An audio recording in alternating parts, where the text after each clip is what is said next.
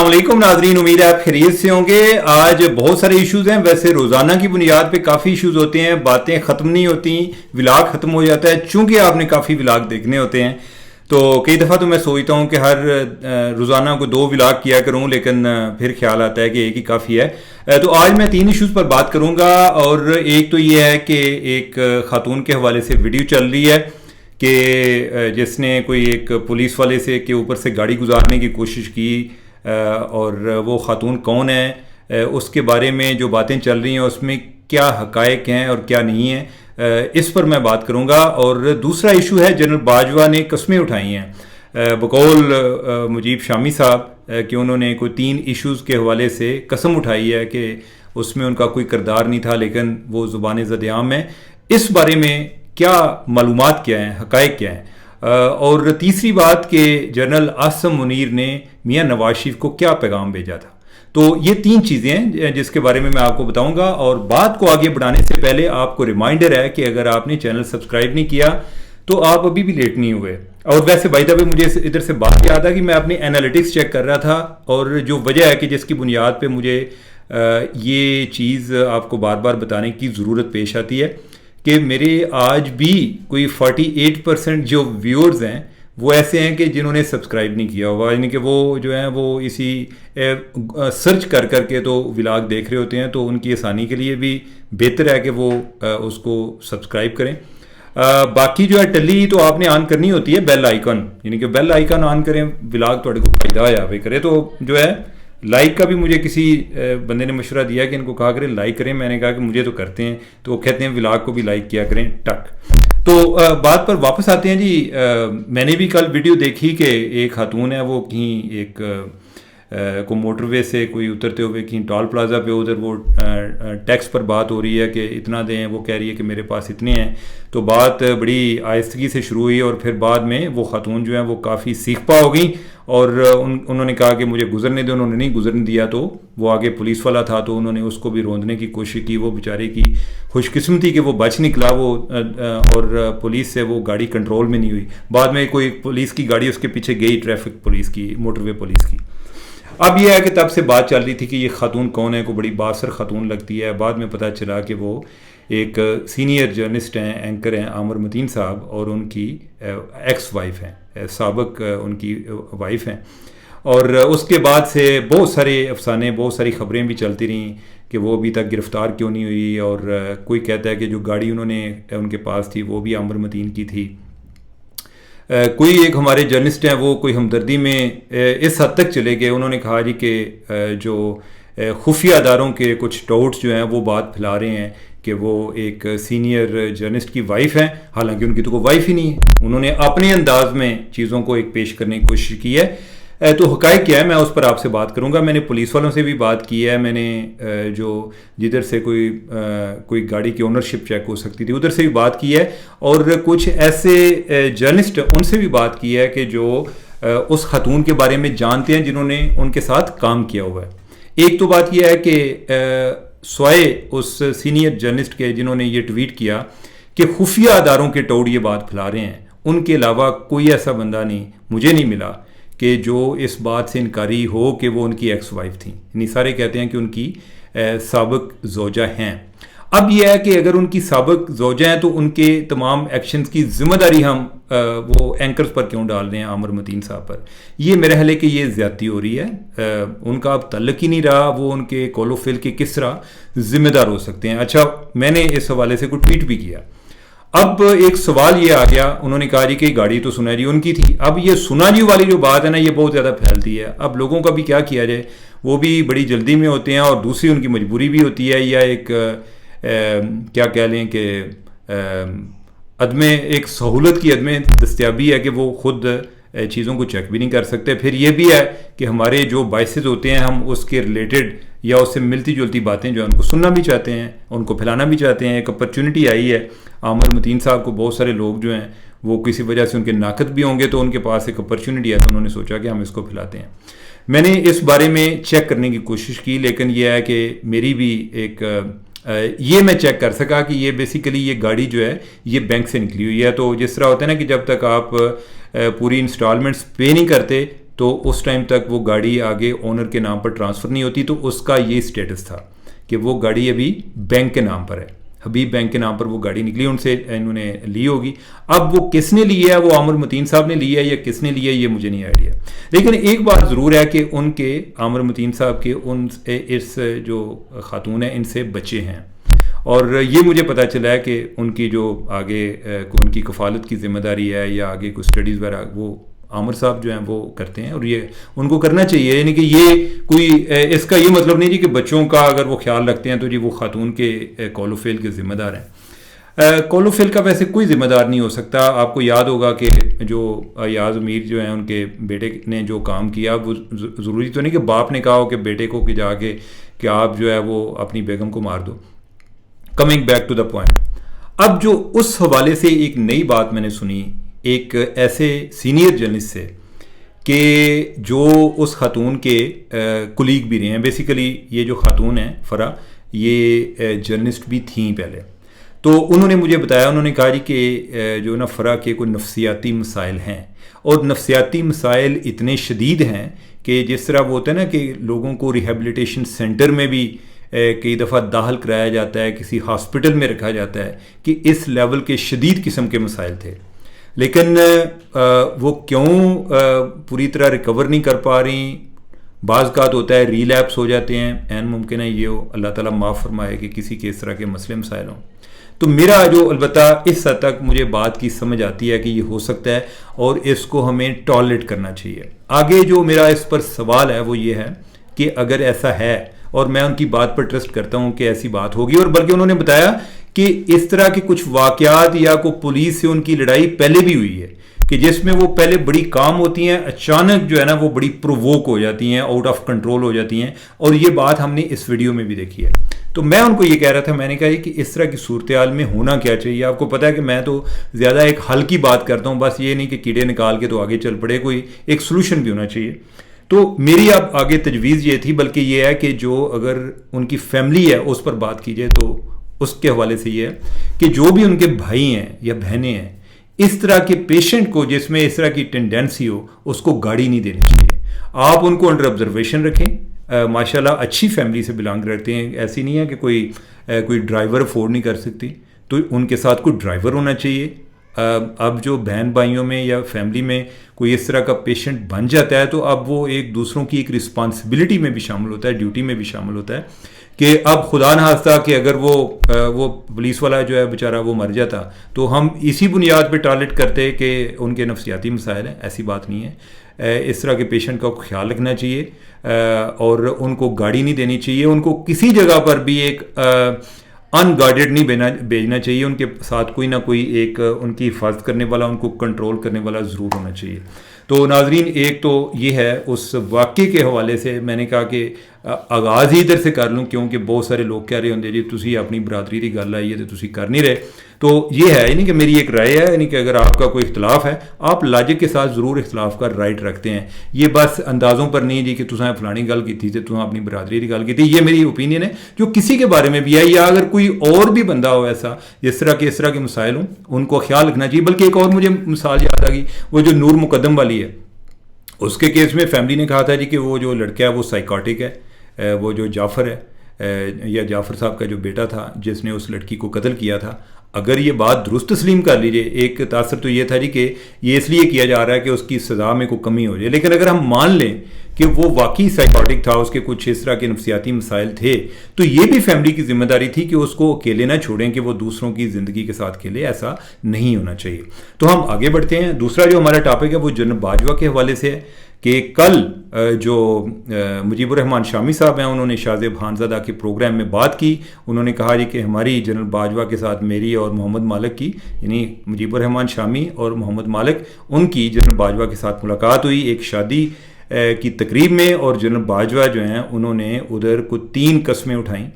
قرآن کی قسم، قرآن ان کی جیب میں تھا وہ نکالا، اس کی قسم دی. پھر انہوں نے کہا کہ مجھے اپنی ماں کی قبر پر جانا نصیب نہ ہو، یا ماں کی قبر کی قسم، اور تیسری کہ مجھے قیامت والے دن نبی کریم صلی اللہ علیہ وسلم کی شفاعت نصیب نہ ہو. تو یہ بات کر کے انہوں نے کہا کہ 3 باتیں میں حلفیہ کہہ رہا ہوں کہ جو میرے بارے میں پھیلائی جاتی ہیں وہ جھوٹ ہیں. ایک انہوں نے کہا کہ جو ایک تحریک عدم اعتماد ہے عمران خان کے خلاف وہ نہیں لے کر آئے تھے. جنرل باجوہ کا اس میں کردار نہیں تھا. دوسری بات انہوں نے کی کہ نواز شریف کو باہر بھجوانے میں ان کا کردار نہیں تھا. اور تیسری بات انہوں نے یہ بتائی, انہوں نے کہا کہ یہ جب پی ڈی ایم کی گورنمنٹ آ گئی تھی تو اس حوالے سے تب یہ باتیں چل رہی تھیں کہ جنرل باجوہ نے مزید ایکسٹینشن مانگی ہے. انہوں نے کہا کہ میں نے کوئی ایکسٹینشن نہیں مانگی. میں اس چیز کا ایک حقیقت پسندانہ جائزہ لیتا ہوں, اور آپ اگر میرا ولاگ دیکھتے ہیں تو آپ کے نالج میں ہونا چاہیے. اور اللہ کا کرم ہے ویسے کہ میں اللہ نے مجھے اتنا اپنے اسودہ رکھا ہے کہ میں کوئی لوگوں کے کہنے کے فرمائش پر کہ کسی کے ساتھ میرے کو مقاصد جڑے نہیں ہوئے کہ جس کی بنیاد پہ میں نے اس کا دفاع کرنا ہوتا ہے. لیکن میں یہ ضرور سمجھتا ہوں کہ حقائق آنے چاہیے. یہ نہیں کہ لوگ ایک بات پر یقین کرنا شروع ہو گئے ہیں تو ہمیں جو ہے نا اسی رو میں بہیں گے تو تب زیادہ ولاگ دیکھا جائے گا.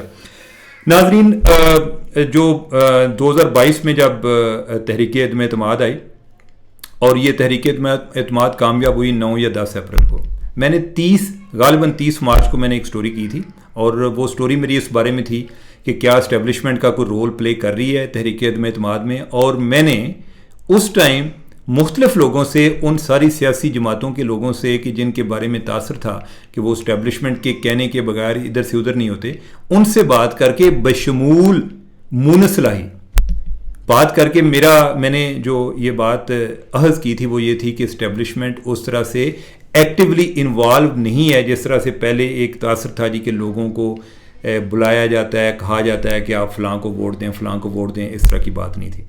اس کے بعد بھی مجھے جتنی معلومات آج کے دن تک ملی ہیں, میں پہلے ٹاک شاک میں بھی اس پر بات کرتا رہا ہوں, شاید اس فورم سے بھی میں نے آپ سے بات کی ہو, اس میں واقعی اسٹیبلشمنٹ کا کردار نہیں تھا. اب آپ کو کئی لگا کہ جی چیمہ صاحب کی گلاں کرتے ہو. بھائی اگر کسی کو اعتراض ہے آپ نے یہ چیز ثابت کرنی ہے انفارمیشن کے ساتھ. میں آج تک مجھے کوئی ایسا نون لیگ کا بندہ بھی ایسا نہیں ملا انفارمیشن دینے والا, پی ٹی آئی کا بھی نہیں ملا. پی ٹی آئی کی تو میں اس لیے بات کیا کروں کہ عمران خان جو ہیں وہ جو دن کو رات بنانے کی صلاحیت رکھتے ہیں, انہوں نے کئی بیان بھی بدلے, ان کی آڈیو بھی آئی کہ لیٹس پلے ود اٹ, ہم نے جو ہے ان چیزوں پہ یقین کیا. تو جو لوگ باقی نون لیگ کا میں اس لیے کہہ رہا ہوں کہ ان کے بھی ایک دو لوگ تھے وہ کہتے تھے جی ہمیں کیوں لایا گیا. اب میں جب چیزوں کو اینالائز کروں گا تو میں نے یہ دیکھنا ہے کہ اگر کسی کے پاس فیکٹس ہیں تو وہ مجھے بتائے کہ اس کے پاس کیا حقائق ہیں کہ جس سے یہ میں ثابت کر سکوں کہ اس میں باقی کوئی کردار ادا کر رہے تھے. ہاں ایک کردار یہ ہو سکتا ہے کہ اوورآل ان کا رول اوورآل نیوٹرل تھا, یعنی کہ وہ نہ اس ٹائم کی اپوزیشن پی ڈی ایم کا ساتھ لے رہے تھے نہ پی ٹی آئی کا ساتھ دے رہے تھے.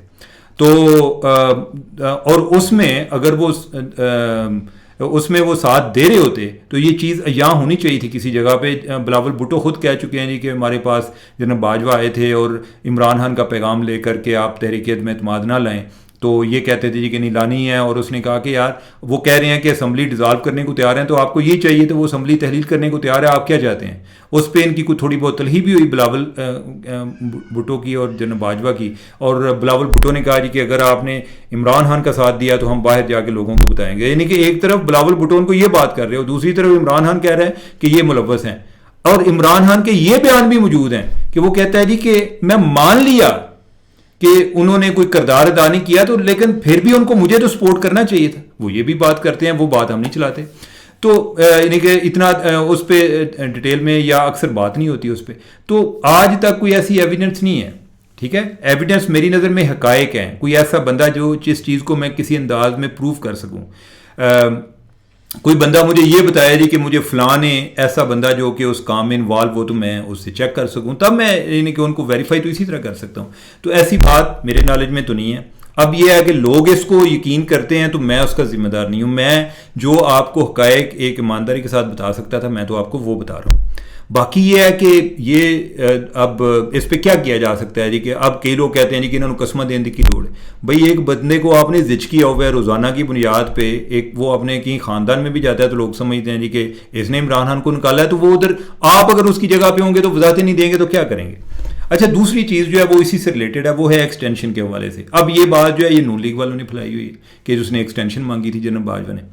اب میں اس کو اسی سے ریلیٹڈ جو میں نے بات کی ہے وہ اس طرح سے ہے کہ مارچ کے مہینے میں, مارچ 2022 کی بات کر رہا ہوں, میرے خیال کو 12 مارچ کی بات ہے یا 14 مارچ کی.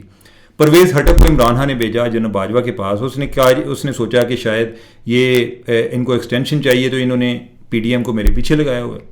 تو اور یہ میں باتیں آپ کو بتا رہا ہوں جو آلریڈی رپورٹ ہو چکی ہیں, ٹھیک ہے. تو اس میں جو پرویز ہٹک ہیں انہوں نے جناب باجوہ کو بولا جی کہ عمران خان کہتے ہیں کہ ہم آپ کو ایکسٹینشن دینے کو تیار ہیں. اس نے کہا کہ میں تو ایکسٹینشن مانگ ہی نہیں رہا, میں تو عمران خان کو کئی دفعہ کہہ چکا ہوں کہ اپنے لوگ جو ہیں ان کے ساتھ حسن سلوک بہتر رکھو تاکہ وہ یہ تو تمہارے بھی تنگ آئے ہوئے ہیں, میں اس میں کیا کر سکتا ہوں, میں نے تو کوئی ایکسٹینشن نہیں مانگی, نہ میں جو ہے نو کانفیڈنس کے لیے ان کی کوئی ہیلپ کر رہا ہوں, اگر کوئی بات ہے تو ثابت کریں. انہوں نے کہا کہ شاید ان کو تشفی نہیں ہوئی ہے, کوئی اس سے زیادہ مانگتے ہیں. پھر کوئی 2 دن بعد انہوں نے اسد عمر کو بھیجا. اسد عمر کو نے یہ آفر لے کر گیا عمران خان کی طرف سے جی کہ آپ کو تاحیات ایکسٹینشن, مطلب یہ ہے جی کہ تاحیات آرمی چیف بنا دیتے ہیں. یہ بھی تو ہے ویسے عمران خان کی اگر انہوں نے آفر کی تھی تو یہ انتہا کی پونگی تھی. تو اب اگر انہوں نے ایکسٹینشن کا ان کا ایشو ہوتا تو پھر یہ معاملہ اس ٹائم حل ہو جاتا. اب تیسری بات یہ مان لیجیے کہ کوئی لوگوں کا یہ آرگومنٹ ہے جی کہ وہ عمران خان پر شاید ٹرسٹ نہیں کرتے تھے, تو انہوں نے کہا کہ ان کو نکال کے تو میں پی ڈی ایم سے ایکسٹینشن لوں گا.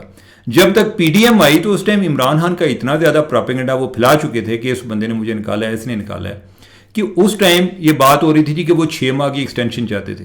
بھائی آلریڈی وہ اس ضلالت کے عمل سے گزر رہے تھے, تو 6 ماہ کی ایکسٹینشن سے ان کو کیا بینیفٹ ہونا تھا؟ مجھے آج تک کوئی بندہ نہیں سمجھا پایا جی کہ 6 ماہ کی ایکسٹینشن سے جناب باجوہ نے کیا کر لینا تھا.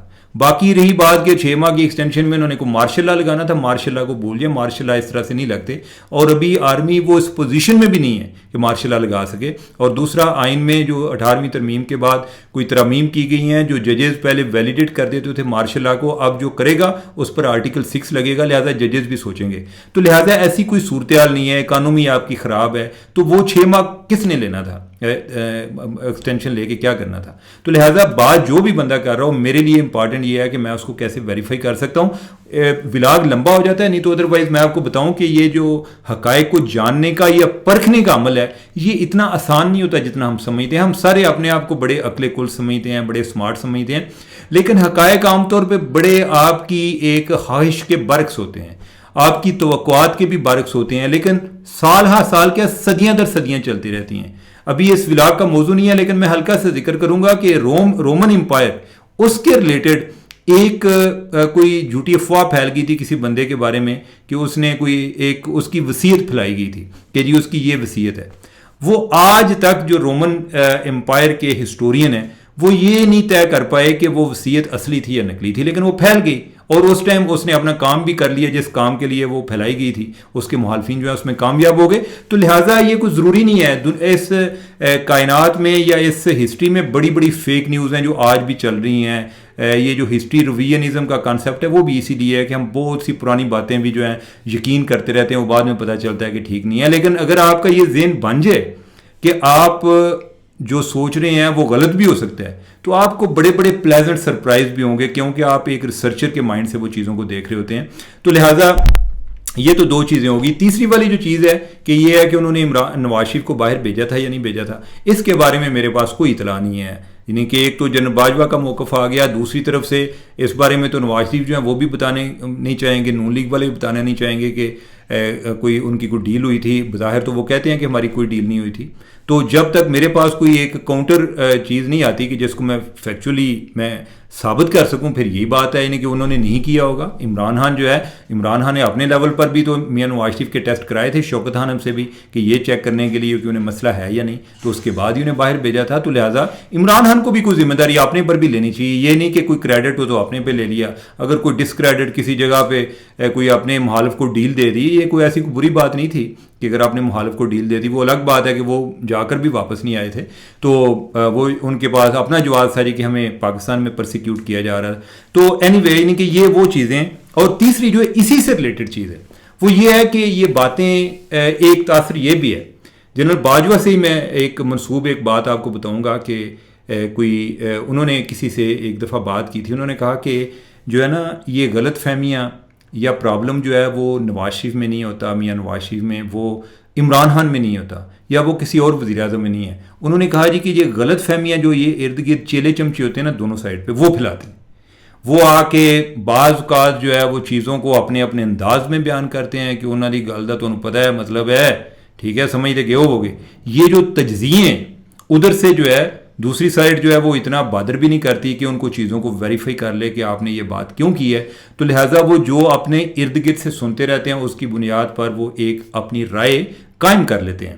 اور میرے پاس ویسے اس کے حوالے سے بھی بہت ساری اگزامپل ہیں. ولاگ لمبا ہوتا جا رہا ہے, میں ان ڈیٹیلز میں نہیں جاؤں گا کہ یہ کس طریقے سے بدگمانیاں بھی جنم لیتی ہیں. میرا ویسے عام طور پہ طریقہ ہے کہ میں جب کوئی انفارمیشن کلیکٹ کر رہا ہوں تو مجھے کوئی بندہ درمیان میں اپنی رائے دینا شروع کرتا ہے نا, میں کہتا ہوں کہ مجھے رائے نہ دیں, مجھے انفارمیشن دیں, میں اس کو ویریفائی کر سکوں تاکہ مجھے یہ پتہ چلے کہ کتنی آپ کی رائے ہے, کتنی انفارمیشن ہے.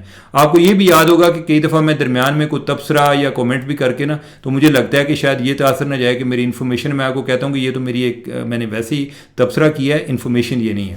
اب یہ ہے کہ اس چیز سے لرن کرتے ہوئے آگے جو جنرل عاصم ہیں انہوں نے جو سیکھا, انہوں نے جب وہ آرمی چیف بنے تو انہوں نے اس کے بعد میاں نواز شریف کو ایک پیغام پہنچایا اور انہوں نے کہا کہ آئندہ سے میرے بارے میں, یعنی کہ میں اب آرمی چیف ہوں, تو میرے بارے میں کوئی بھی آپ تک کوئی اطلاع لے کر آئے یا میرے بارے میں آپ کے ذہن میں کوئی شکوک و شبہات ہوں یا خدشات ہوں, آپ نے ڈائریکٹ میرے سے بات کرنی ہے.